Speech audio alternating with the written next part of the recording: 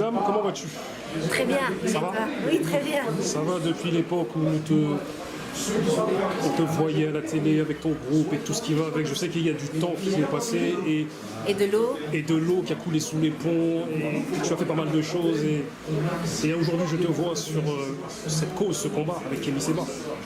Qui est notre cause. C'est ça, Notre exactement. combat. Et comment se fait-il que tu te mouilles pour cette cause alors que beaucoup n'osent même pas se montrer, même s'ils Je ne sais soutiennent? pas comment te répondre, si ce n'est qu'en fait, c'est la connaissance que j'ai de moi, de ma culture et de mon historique, de ma génétique, de mon patrimoine, de mon histoire qui fait que je suis là aujourd'hui.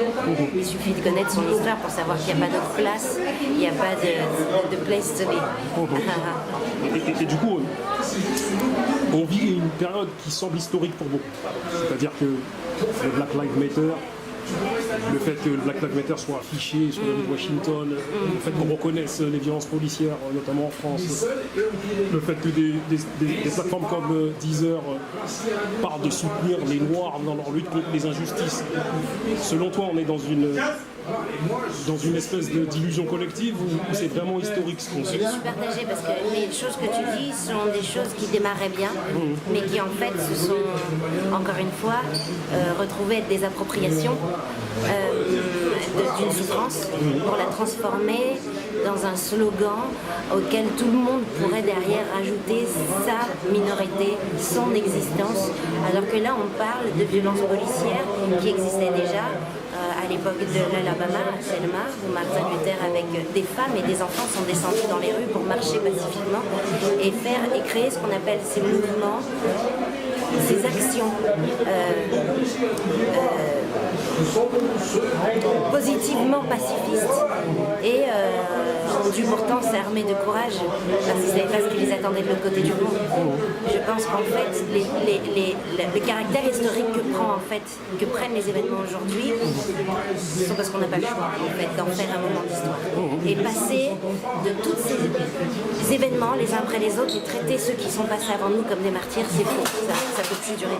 Il faut qu'ils deviennent des modèles d'exemplarité et de combativité. Cette détermination, je pense qu'on l'obtient, comme je disais tout à l'heure, en connaissant son histoire, en connaissant sa genèse en fait de culture, de race, s'il faut employer ce mot, mais surtout de volonté et de s'inscrire dans l'avenir aussi pour nos enfants, nos neveux, nos nièces, nos familles, et créer un monde dans lequel en fait ils seraient reconnus par cette société et pas qu'ils aient encore à souffrir des mêmes combats qu'on n'aurait pas terminé. Il suffirait qu'on engage ce combat pour qu'il soit maintenant devenu historique et que peut-être plus tard on en parlera en disant qu'on s'est engagé pour quelque chose mais qui a transformé l'histoire en quelque chose de noble. Que penses-tu de ce rapport de force qu'il y a avec le comité Adama, notamment Assa Traoré, qu'on voit un peu comme une commandante en chef comme une commandante en chef Assa Traoré, le rapport de force que le comité Adama instaure. Qu'est-ce que tu penses de ça?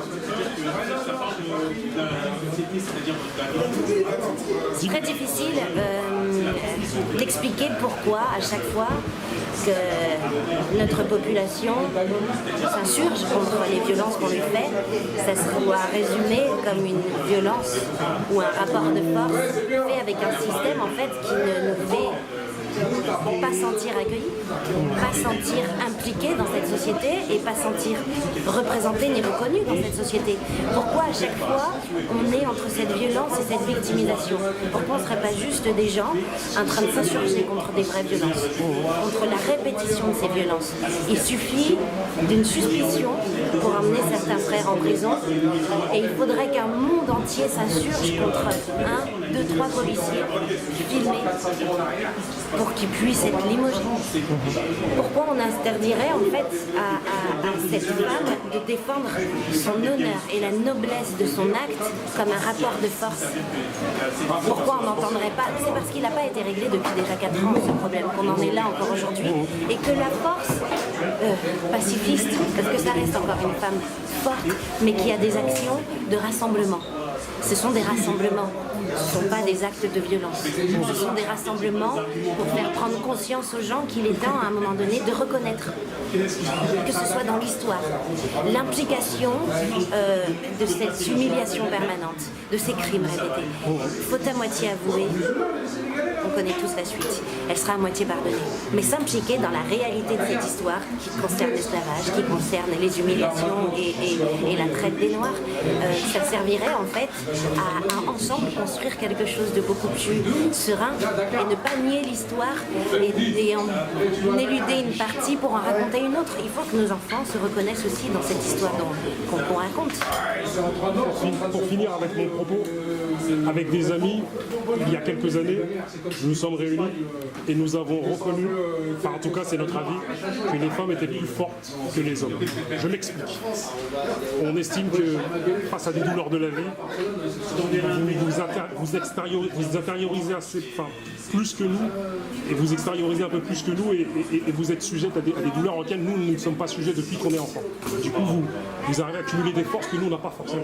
Et du coup, même face à des épreuves de la vie, beaucoup d'hommes que je connais tombent dans des substances, tombent dans l'alcool et la drogue, toutes ces choses-là. Et on s'est rendu compte, moi, avec des amis, que vous, face à des épreuves qui peuvent être équivalentes à des épreuves qui vont nous toucher nous, vous relevez plus vite et vous êtes beaucoup plus fort. Quel est ton avis sur cette analyse que nous on a faite sur le fait que, et si on s'en réfère même à toi-même et ton parcours, et même à sa Traoré, sa détermination, on se rend compte que beaucoup de femmes se lèvent et sont en première ligne face à des combats qui concernent des hommes et des femmes, mais qui concernent des hommes de leur famille. C'est arrivé bien avant notre époque, hein, exactement, ce genre de comportement qu'on attribue aux femmes. Et il y a un moment où je pense que j'en avais discuté avec Stomy et on disait les femmes sont plus fortes. Je dis non, moi je pense que c'est... Et en fait ce que j'entends là-dedans, c'est que le fait de donner naissance, le fait de savoir qu'on doit aussi transmettre à certains enfants, à nos enfants, de l'amour propre. Je vais reprendre les propos du prix Nobel de littérature, qui va me revenir après que j'aurai fini de dire ça. C'est que la source de l'amour propre, c'est aussi ça.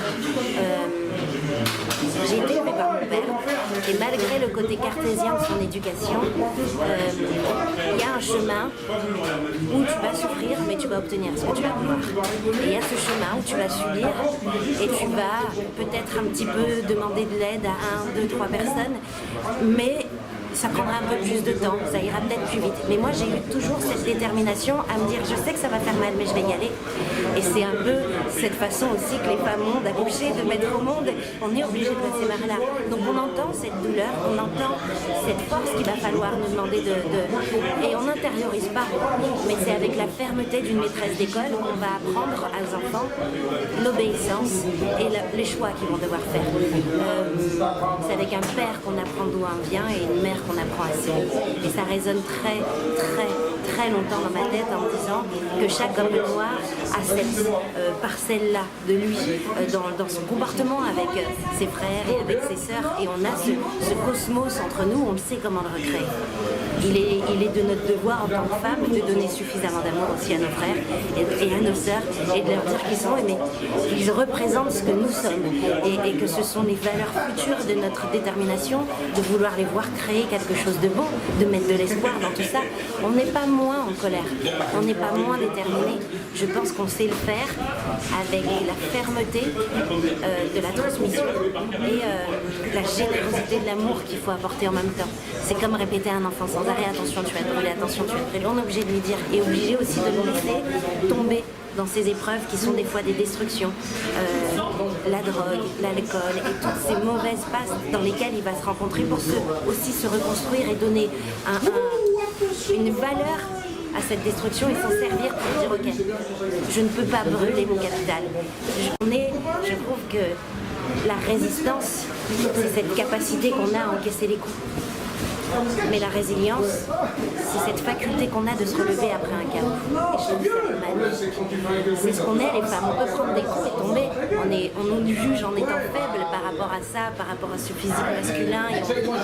Mais on a une capacité incroyable à se relever et à reconstruire de ce chaos et à refaire des choses encore plus belles.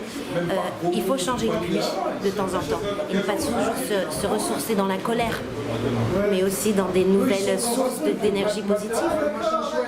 Sur ces mots, madame, reste belle, tu es magnifique. Et tes mots étaient magnifiques. Ils m'ont touché au plus profond de moi, sachez. Merci à vous.